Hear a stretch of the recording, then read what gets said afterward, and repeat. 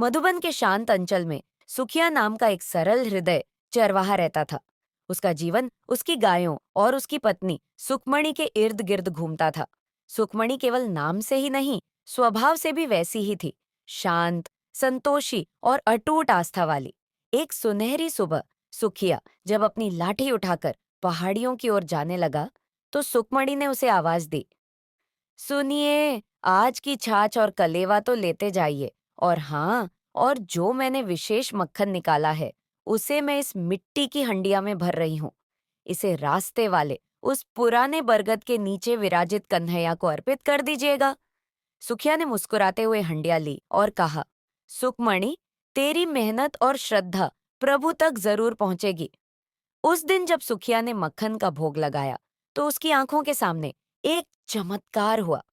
मूर्ति से एक अलौकिक तेज निकला और साक्षात श्री कृष्ण प्रकट हो गए। सुखिया के पैर कांपने लगे, आंखों से प्रेमाश्रु बहने लगे। भगवान ने प्रेम से मक्खन चखा और कहा, सुखिया, तेरे और सुखमणि के शुद्ध भाव ने मुझे खींच लिया। मांग, क्या वरदान चाहिए? सुखिया गदगद होकर बोला, प्रभु, बस आपके दर्शन मिलते रहें, यही मेरा परम सौभाग्य है। कृष्ण ने एक रहस्यमयी मुस्कान के साथ कहा, ठीक है, मैं रोज यहीं तुम्हें दर्शन दूंगा, लेकिन एक शर्त है। तुम यहाँ मेरे पास बैठकर सब देखोगे, लेकिन कुछ बोलोगे नहीं। संसार में जो जैसा घट रहा है, उसे वैसा ही घटने देना।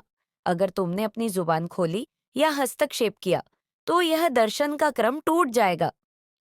सुखिया ने सहर्ष हाथ जोड़कर वचन दे दिया। अगले कुछ दिनों तक सब ठीक रहा। एक दोपहर सुखिया वहीं पेड़ की ओट में बैठा था। तभी वहां एक बड़ा व्यापारी आया। उसने अपनी अकड़ में पूजा की और जल्दबाजी में अपनी मुद्राओं से भरी भारी थैली वहीं भूल गया। उसके जाने के बाद एक अत्यंत निर्धन मजदूर आया, जो अपनी बीमार बेटी की दवा के लिए रो रो कर प्रार्थना कर रहा था। जैसे ही उसने आंखें खोलीं, उसने मुद्राओं से भरी थैली देखी। उसने इसे प्रभु का प्रसाद मानकर थैली उठाई और भगवान को धन्यवाद देते हुए दवा लेने चला गया। अंत में एक सपेरा अपनी टोकरी लेकर वहां सुस्ताने बैठा ही था। तभी व्यापारी अपने हथियारबंद सैनिकों के साथ लौटा। थैली न पाकर उसने सपेरे को पकड़ लिया और उसे निर्दयता से पीटते हुए सिपाही उसे धमकी देने लगे। सुखिया यह सब देख रहा था। उसके भीतर का इंसान जाग उठा।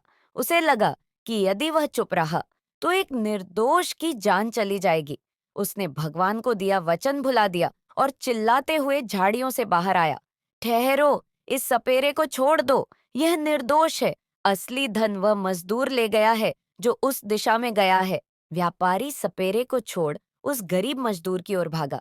सपेरा भी जान बचाकर भागा। सुखिया को लगा कि उसने बहुत बड़ा धर्म का काम किया है।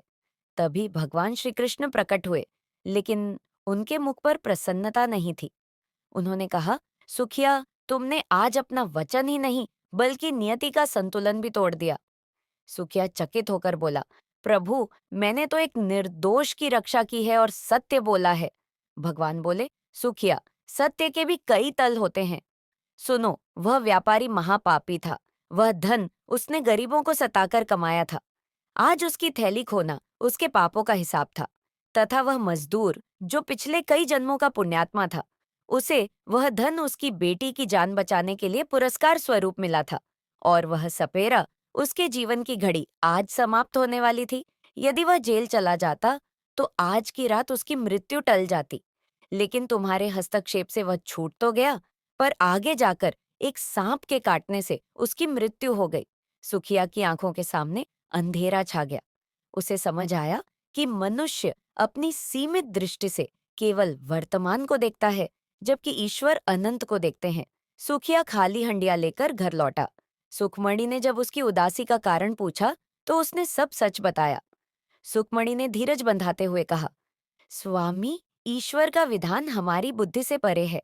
हमारा काम केवल कर्म करना है, परिणाम उनके चरणों में सौंप देना है। उस दिन के बाद सुखिया पहले से कहीं अधिक मौन और समझदार हो गया।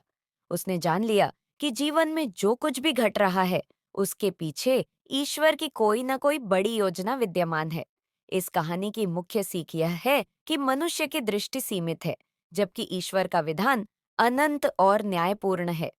हम अक्सर केवल वर्तमान परिस्थितियों को देखकर सही गलत का निर्णय लेते हैं, परंतु ईश्वर हर घटना के पीछे दूरगामी उद्देश्य रखते हैं। अतः सत्य बोलना श्रेष्ठ है, लेकिन ईश्वरीय न्याय पर भरोसा रखना उससे भी श्रेष्ठ है। कभी-कभी मौन रहना ही सबसे बड़ी प्रार्थना होती है। अगर आपको ये कहानी पसंद आई हो तो नीचे कमेंट में अपनी राय जरूर बताएं। वीडियो को लाइक करें, चैनल को सब्सक्राइब करें और नई कहानियां सबसे पहले देखने के लिए बेल आइकन दबाना ना भूलें। धन्यवाद।